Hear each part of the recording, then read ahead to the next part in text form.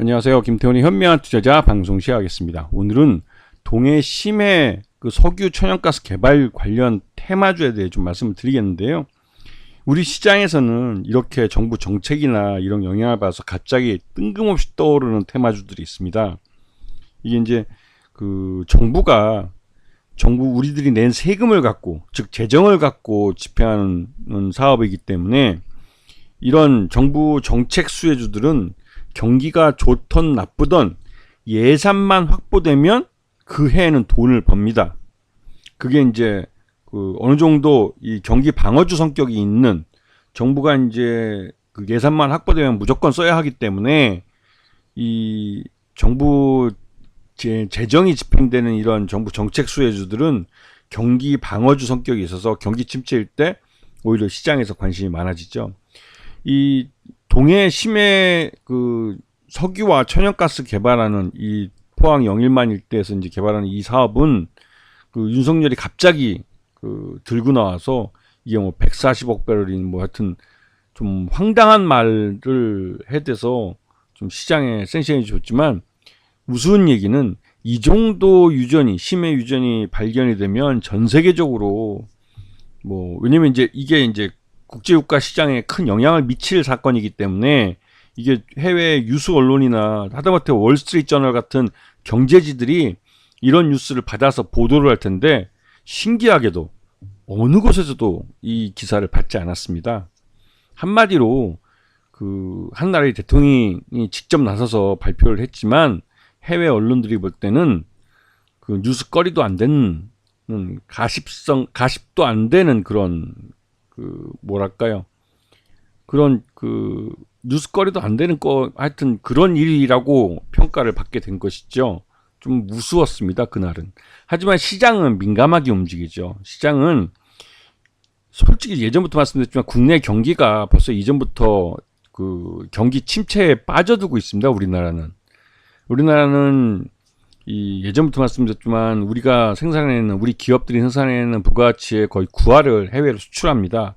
그런데 중국도 박살났고 러시아도 박살났고 이런 시장을 지난 30여 년 동안 북방 외교하면서 옛 구공산권 국가들을 우리가 이제 공격적으로 들어가서 여기서 우리가 무역자를 내면서 우리나라도 이제 적자국에서 흑자국으로 순채권국으로 발돋움하게 된 건데, 이런 30여 년 동안 우리 기업인들이 열심히 키워온 중국 시장이나 러시아 시장 같은 이런 큰 거대 시장을 윤석열 정부 들어와서 많이 놓쳤습니다. 진짜 완전히 이런 곳에서 우리 기업들도 많이 쫓겨나기도 했고, 물론 러시아 같은 경우는 전쟁 때문에 그렇게 된 부분도 있지만 예전에도 그러한 전쟁이 났을 때 우리 기업들은 그 시장에서 버텨냈었는데, 요번에는 그러지 못하고 우리 한국 기업들이 대부분 그런 시장을 포기하고 철수하거나 쫓겨나다시피 해서 나오게 됐습니다. 근데 그렇게 된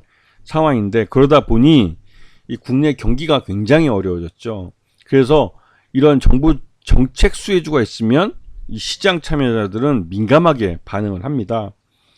이 영일만 석유와 천연가스 개발도 갑작스럽게 발표하게 된 거고, 이게 예전 박정희 때 한번 석유 개발했다고 뻥을 쳤던 곳이라 이게 옛날 해프닝을 갖고 또 어떤 정치적 쇼를 하는 게 아닌가라는 의심을 하시는 분들도 많은데, 옛날보다야 기술이 많이 발전했으니까 하다못해 기름이나 석유나 이런 천연가스를 발견할 수 있는 가능성은 많지만 그게 경제성을 갖고 있다라고 말하기에는 여러 가지도 어려운 점이 있죠. 이게 특히나 이제 호주의 우드사이드라고 오랫동안 몇십 년 동안 이런 석유 개발을 해왔던 업체가 자기 돈을 수천억을 쓰고도 이 경제성 있는 유전과 천연가스를 개발하지 못해서 포기하고 나가고, 곧바로 이제 한국석유공사가 이런 대통령에게 이러한 보고를 올려서 대통령이 이런 발표를 하게 했으니 이게 참 오비락이랄까요?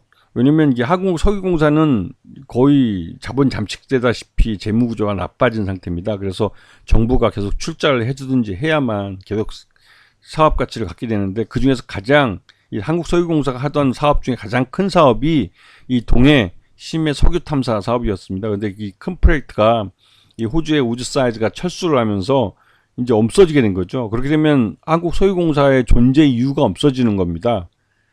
그래서 이제 하여튼 무엇이 됐든 간에 소유공사는 이 그러니까 동해 유전 개발 사업으로 다시 또 명맥을 좀 이어가서 생명을 좀 연장해 갈 것 같긴 한데, 여기에 들어가는 비용은 다 국민 혈세로 들어가게 생겼습니다. 왜냐면 이 한국 소유공사가 돈이 없기 때문에 결국은 정부가 돈을 투자해 줘야 되는 그런 상황이 벌어진 것이죠.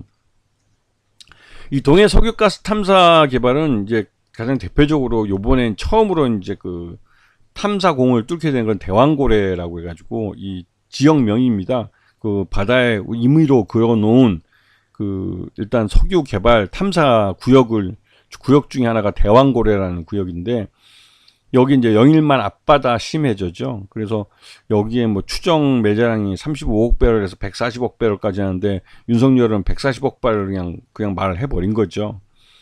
근데 실제로 이게 예전부터 계속 탐사를 해왔던 광구기 때문에 이게 실제로 기대했던 것만큼 경제성 있게 나올지는 아직 의문입니다. 왜냐면 이 동해는 기본 수심이 2km, 3km입니다.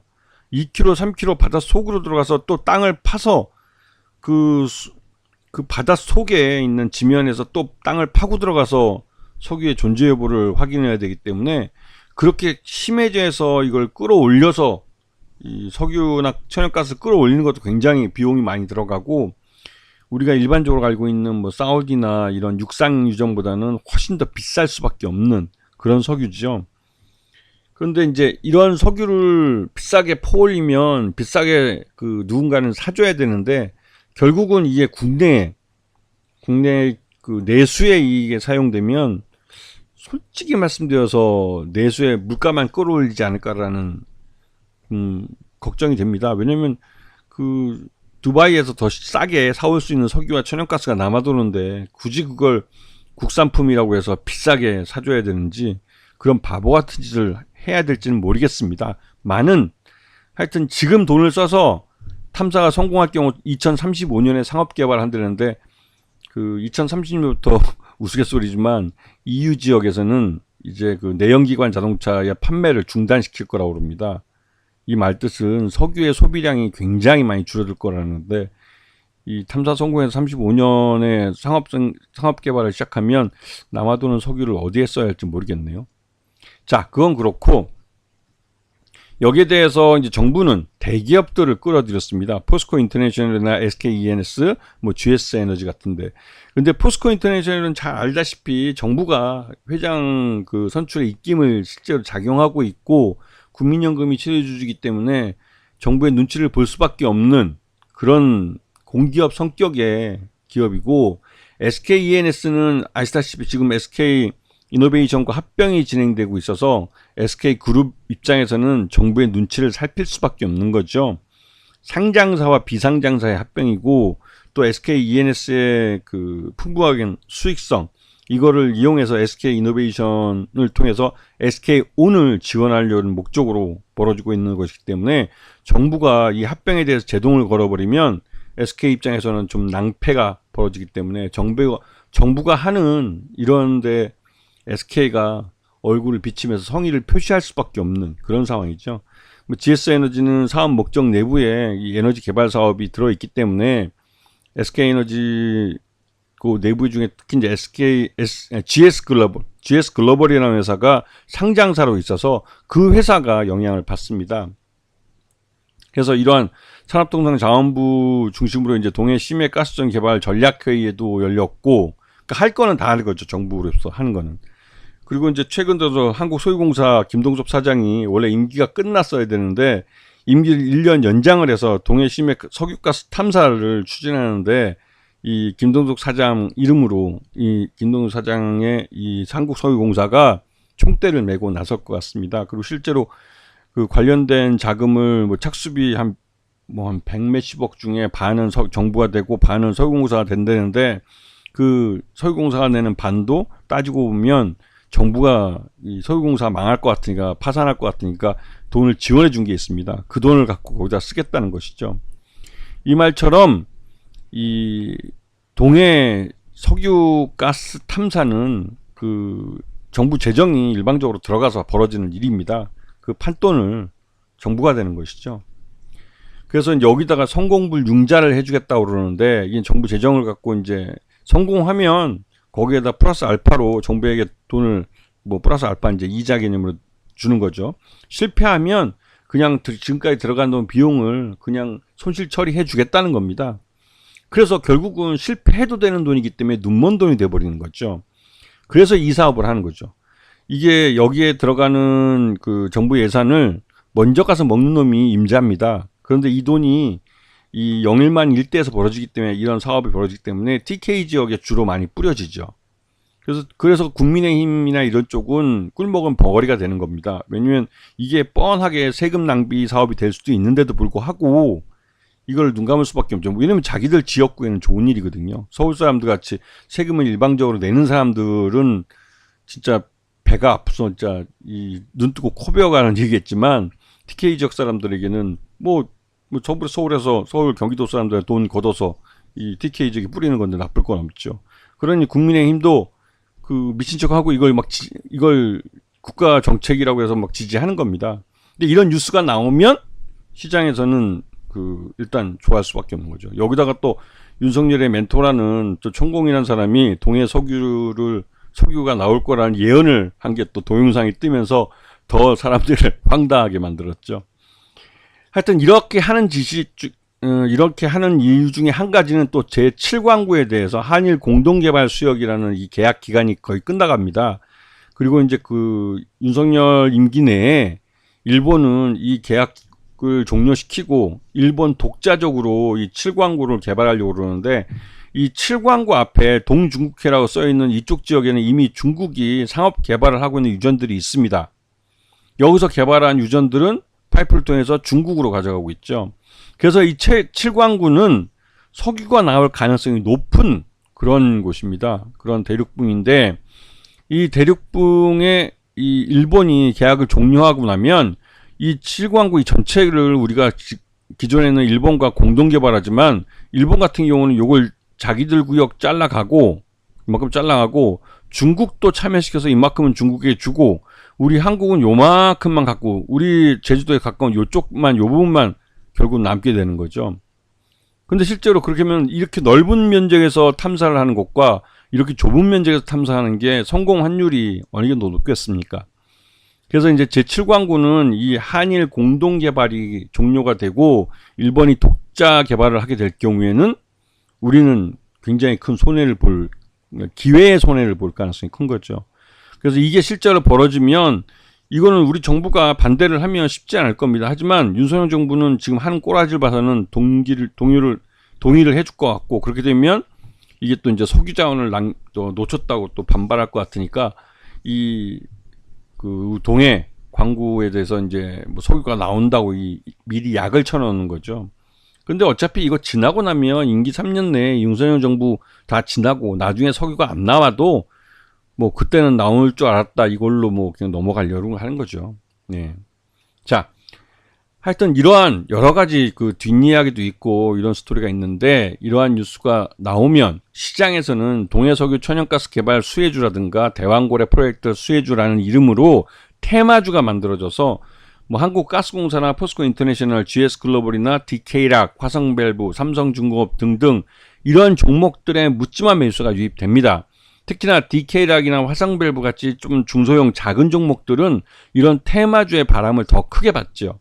GS글로벌 같은 경우 대기업 계열사지만 이 회사 자체가 그 다른 상장사보다는 참 작은 회사이기 때문에 이게 좀 시장에서는 이런 테마에 굉장히 민감하게 움직입니다. 이런 테마주들은 테마 바람이 불 때는 그 바람을 타고 주가가 쉽게 급등하는 경향이 있지만, 중요한 문제는 이 실적과 직접적으로 연결이 되지 않으면 실제로 이러한 급등한 주가를 유지하기 어렵다는 점이죠. 그리고 DK약이나 화성밸브 같은 경우 실제로 석유 플랜트에 밸브나 이런 그 부품이나 이런 것들을 공급하고 있는데, 그 설비를 공급하는 게 실제로 요번 동해 석유나 천연가스 개발에 있어서 실제로 그게 사용될지는 아직 의문입니다. 그런 점이 있기 때문에 불확실성이 너무 크긴 하죠. 그렇지만 묻지마 매수에 보이는 건 그런 불확실성에도 불구하고 시장 내에서는 이러한 테마주 바람이 불면 여기에 휩쓸려가는, 왜냐면 그거 외에는 다른 데 투자할 만한 데가 좀 보이지 않는 경기 침체의 시기이기 때문에 정부 예산이 들어가는 이런 경기 방어주 성격의 정책 수혜주를 찾을 수밖에 없는 겁니다. 그렇기 때문에 이러한 종목들이 시장에서 민감하게 움직이긴 하지만 실질적으로 그 개인 투자자들이 장대양봉, 빨간색 장대양봉을 보고 뒤늦게 쫓아가서 추격 매수해서 잡으면 그게 상투가 되는 경우가 많죠. 그래서 이런 종목들은 굉장히 조심하셔야 됩니다. 그래서 일부러 이제 말씀을 미리 좀 드려놓는 거고, 이러한 종목들이 그러니까 주가를 움직이는 전후 스토리가 있는데 이런 스토리들을 잘 공부해 두시면 다음에 다른 정부 정책주나 이런 데서 미리 가서 이제 돗자리를 깔고 잡을 수가 있는 것이죠. 그래서 요 개별 종목들에 대해서는 따로 제가 블로그나 방송 올려놓은 게 있으니까 한번 보시고 공부해 보시면 이런 테마주 매매에 있어서 이런 타이밍, 이게 얼마나 중요한지 이런 부분도 이제 절실하게 느낄 수 있을 겁니다. 아시겠죠? 자, 오늘 방송 여기서 마치겠습니다. 감사합니다.